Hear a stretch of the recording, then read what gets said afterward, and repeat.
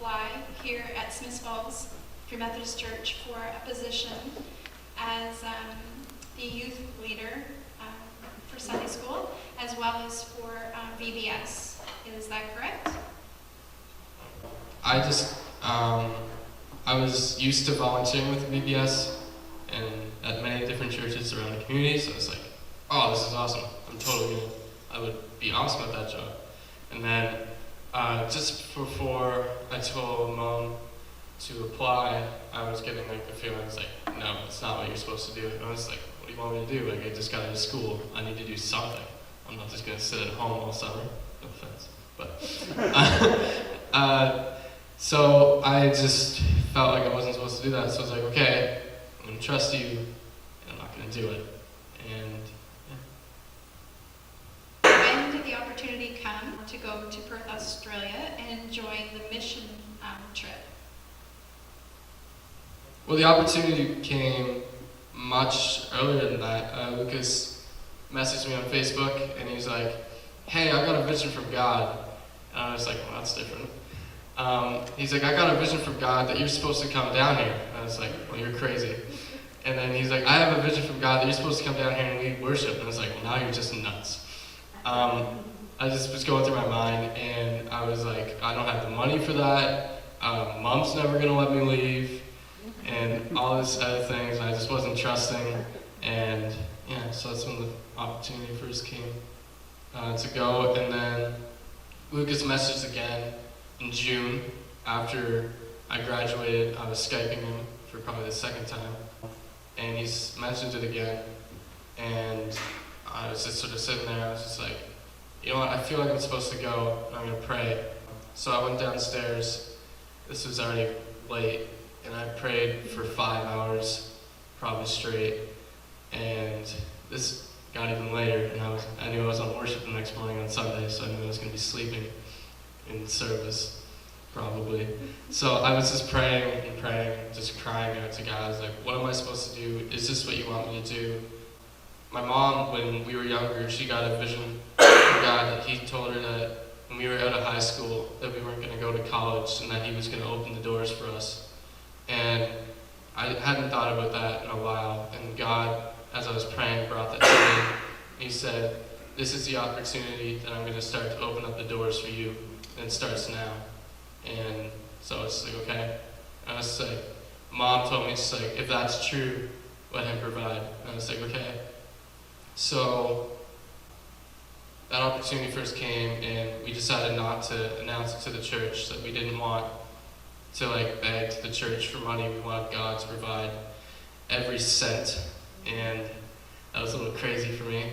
And then I think I was at youth group, and Tom Evans was asking, he was like, hey, maybe you should talk about the trip. And I was like, yeah. I was at the time about $1,000, maybe $1,500 away from being able to go. And so I just was like still not fully trusting that it was going to happen. So as I was saying it to the church, I think Mom, were you at a prayer meeting? I think that's what it was. And yeah, she was at the prayer meeting. And so by the time I finished like just telling this, like the youth group and stuff, what I was be doing, I got a bunch of texts from my mom. I was like, I wonder what this is. And she said, the money is here. Like the money, like you don't have any more money to raise. And I was like, what?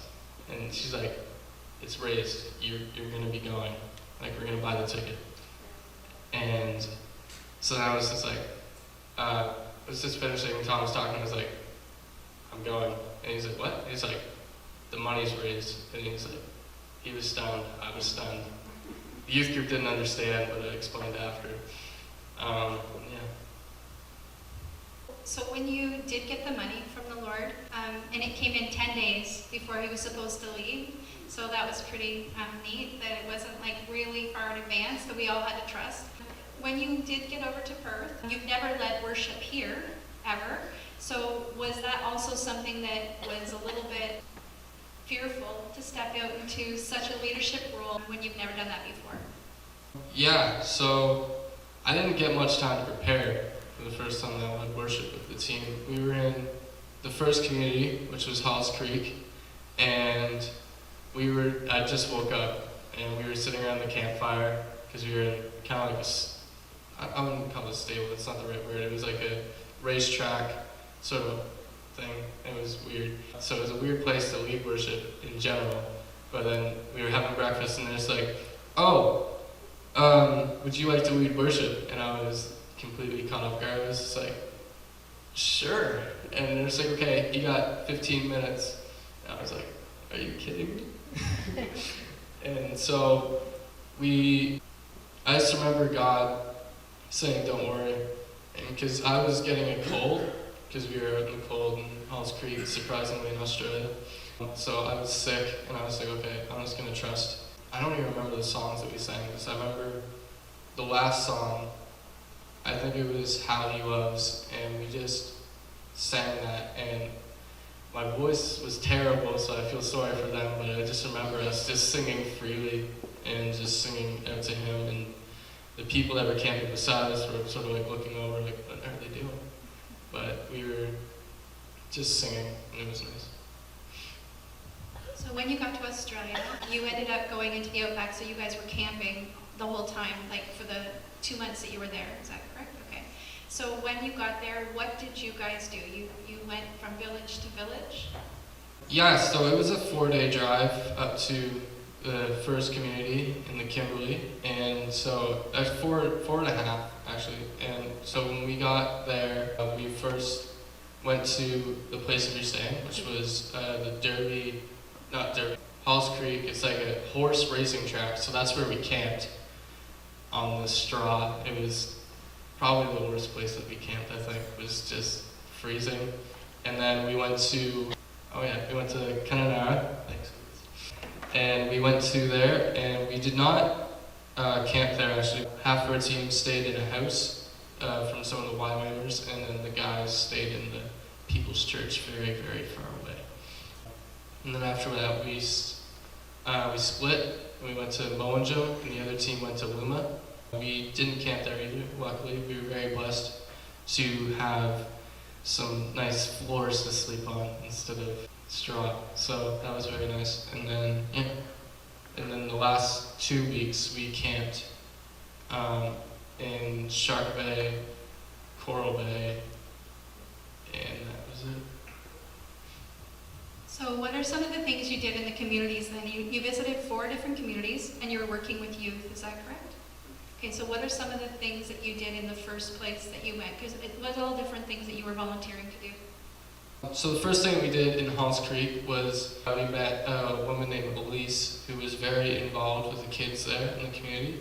So she had kind of like that trust with them, and they trusted her, which was very important with the Aboriginal communities down there. And we found that out after, which I'll mention. But we ran kind of a VBS there. So I found it funny, personally, that I was going to apply for a job running VBS here at our church, and I wound up helping out at one in Australia with the Aboriginal kids, and it was a lot of fun. There was a lot of kids, for the convention, and so basically we just had different stations, kind of like a VBS here, and we did, like, me personally, I played sports with the kids and just played some soccer and stuff like that, which was really fun. And we also, Lucas helped out with some of the filming of the conferences in Halls Creek, and just did some videos for them, and we're able to give them to them to show and stuff, which was really great, and they really appreciated that. And that was basically what we did in the first place. Okay, so the second camp that you went to, it was a little bit different. Kununurra, we didn't really have a lot planned to do there, so we winded up just like spreading out and just doing everything we could for the churches. I know the one church, I know Lucas didn't do it, but I got asked to go clean bus seats, and I'm just like, okay, bus seats, I'm gonna go clean bus seats. And I go there and they're brown, and I was like, okay, I'm gonna dust off these brown seats.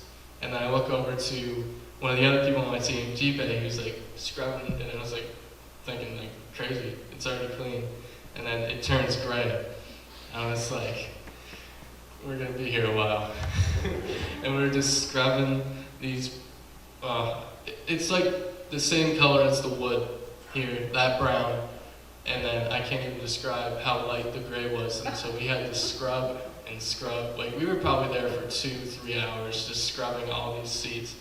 But they were amazed. Like, the pastor was just like, we can just ask you guys to come do anything. Like, this is crazy that you guys are willing to do all this. And we're just like, we're just here to help. And it was crazy. And then another thing we did is there was, I think it was Sunday afternoon in the evening, we all split up again into the different churches. And the church I went to was an Anglican church. And they were very, very friendly. We went there in the morning and they knew that we were leading something in the night. So I was just sitting there and this guy comes up to me and like shakes my hand. He's like shaking my arm like crazy. And he was, I forget what he was involved in the church, but they were just so welcoming. Like he's like, do you like tea? And I was like, no, I'm not much of a tea guy. He's like, I'm gonna get you a tea. He takes me into the back kitchen that they had, and he pulls out this massive tea box, and everybody's wondering what's going on. Like, nobody knows me, so they're just like, why is this guy getting treated so nicely? Pulls out this secret little tea collection and just pulls it out, gives it to me. It's nuts. And so what we did there was Cafe Church, which was, it was very, very nice. We just basically had a short lesson, and then I got to lead worship. So I just led worship, and it was probably the best experience worship that I had while I was on the trip. I don't know why. I was sick again. I don't even know.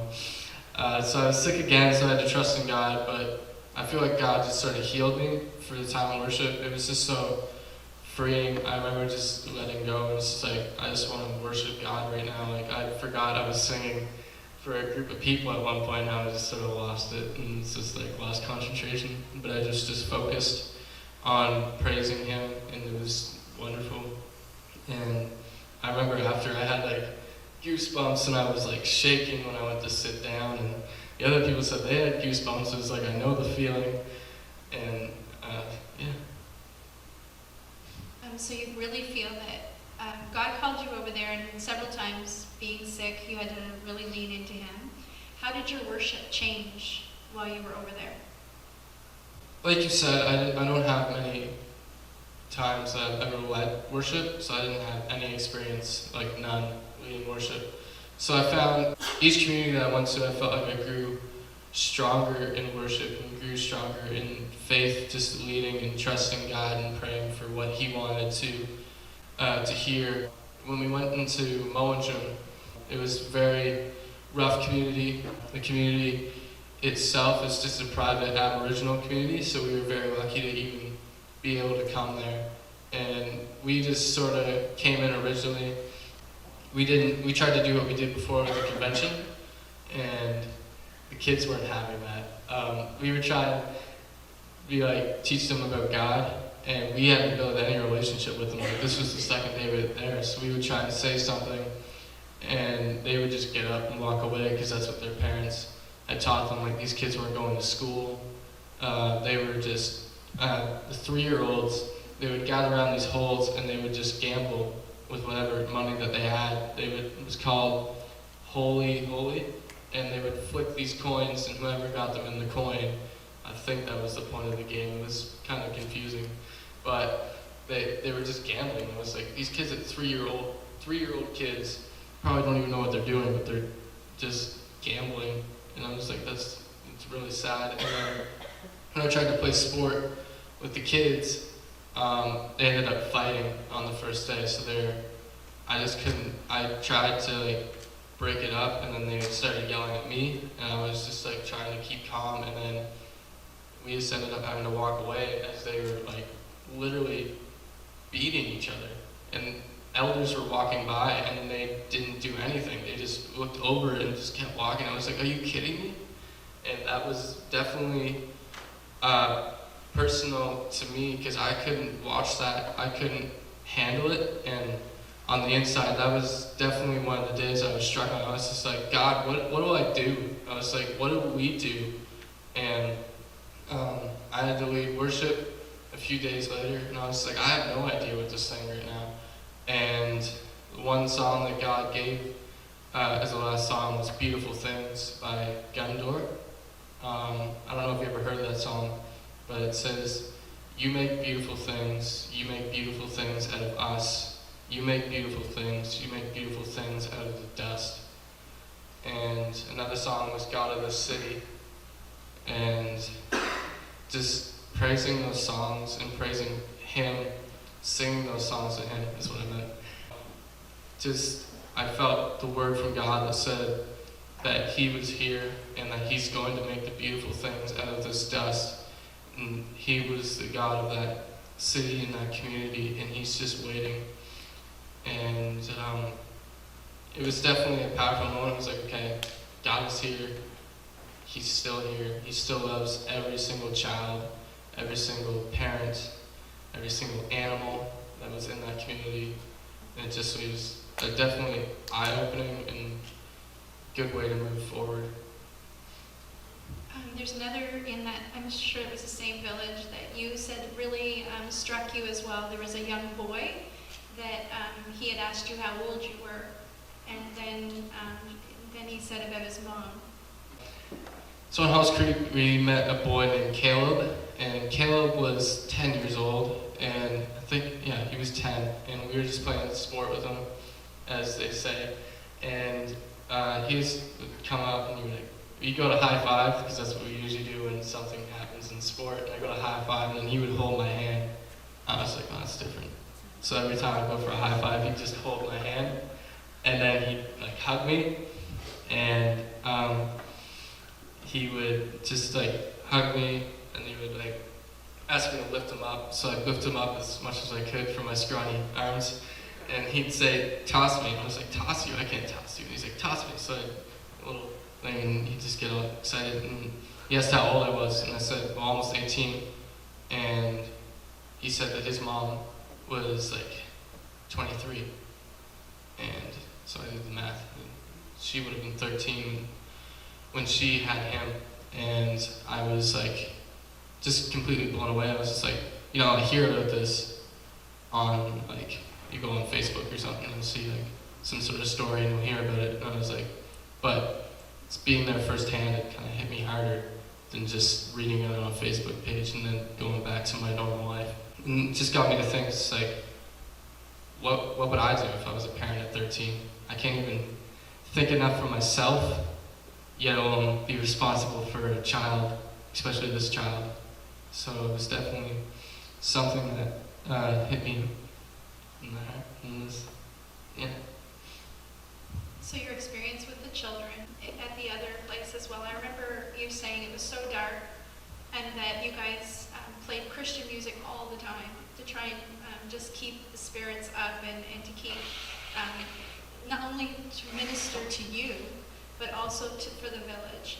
And I think that's the one that you said that you couldn't do a lot of ministering at. That you had to actually just interact more and build relationships with the kids.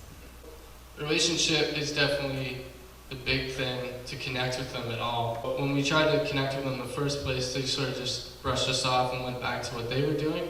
So we just we can't do that. So we had to go buy a basketball, and which was crazy. It was either $40 for the basketball that we got, or it was $120 for another basketball. And I was big decision.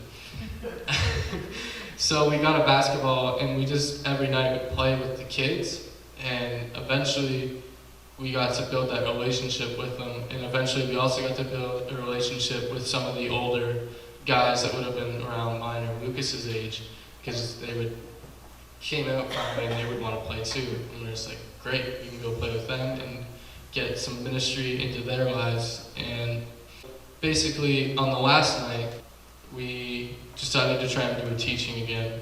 I came up with a message about sin, and I came up with a message about letting Jesus into their hearts. And I didn't know how that was going to work, or at all. I was just like, okay, this is what I prayed about, and this is what I got when I prayed, so I'm just going to go with it. So we went out to play basketball with them, as we usually do, and we riled up a few guys. It was probably like 10 middle guys, probably about 10 years old or younger. And so we got to just play with them a little bit, and then I tried to do a water balloon game with them because we had a few water balloons left, and that did not go well at all. There was a lot of crime, and there was a lot of craziness, and me and Lucas both got really wet from the water balloons. And then the only thing that kept them sane, it was just like, okay guys, we're just going to do a quick little lesson right now, and then I'm going to give you guys some popcorn. And that got their attention. So a few of the guys went off and just sort of brushed us off again, and then a few of the kids stayed. Only like 4 out of the 10 stayed. So then I went and I grabbed my book with my lesson, and I just started off just like, does anybody know what sin is? And just sort of looked around at a few guys, and they said, no, we don't know what sin is.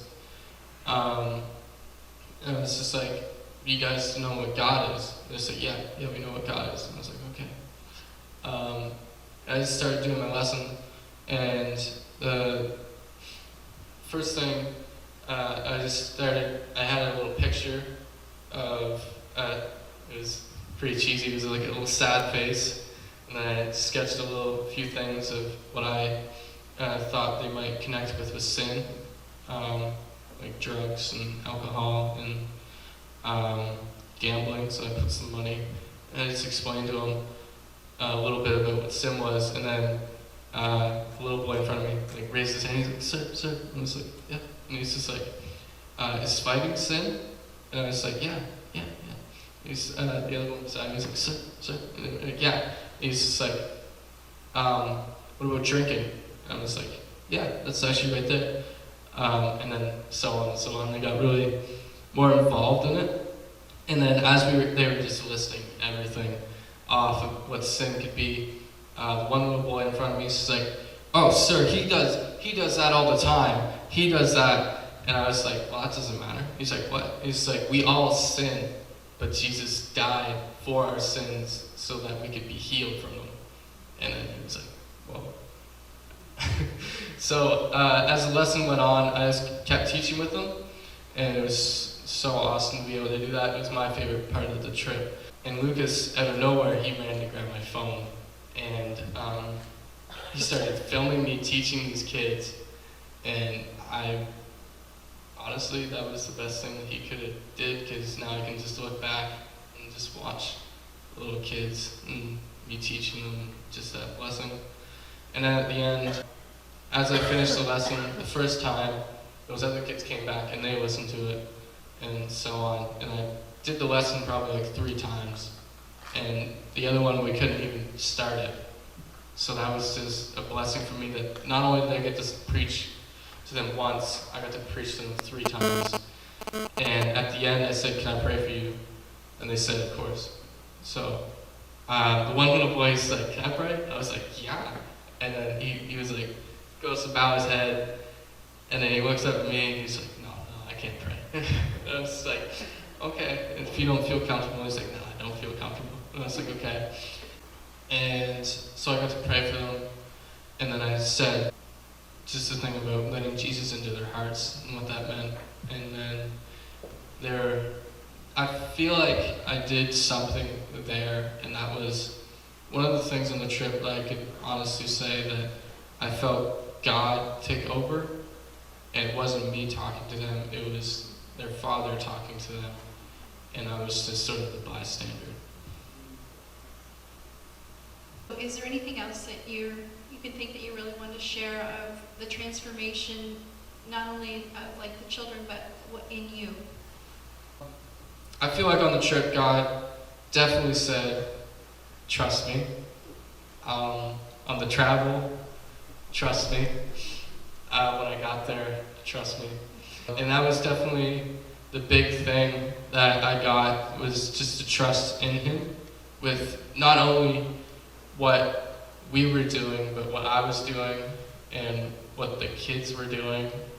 and all that. And not only just to trust, but I just felt definitely personal growth in me, being able to talk. Like, if you asked me to do this before I went, I would say that you're nuts. I cannot get in front of people and talk, especially about my life.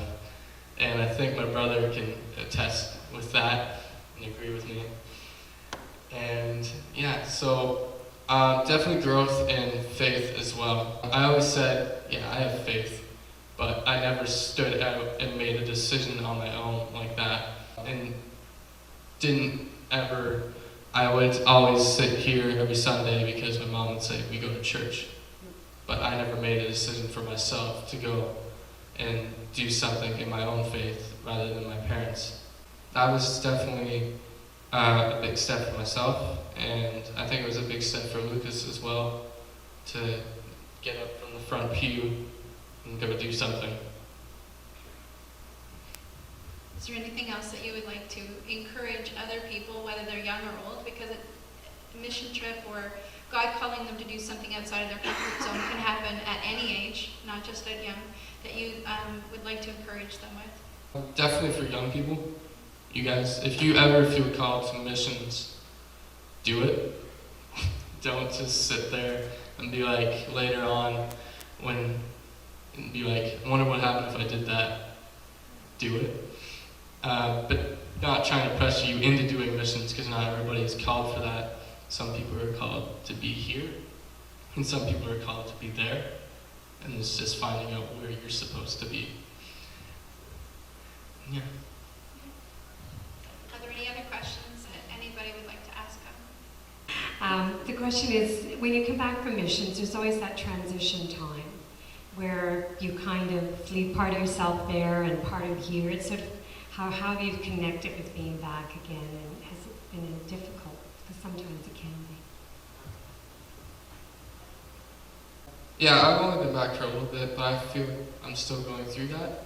And I'm definitely still trying to find out where I fit in here now, because I know I'm not the same person, nor do I want to be that I was when I left. So I just want to find out definitely right now, because it is difficult coming back. Like I found a few times that I was just, I would do something that I would normally do. So I went skateboarding, so I used to do that a lot. And I went skateboarding, and then a stranger would just like pass me, and for some reason I would jolt, like I would get scared that there was people all around, and the noise and stuff. So that was, I don't know why. I feel like we were in a city for a little while and that never happened, but I felt like when I came back home, it was different. So I don't know, it is different. I'm still trying to figure out where I fit in.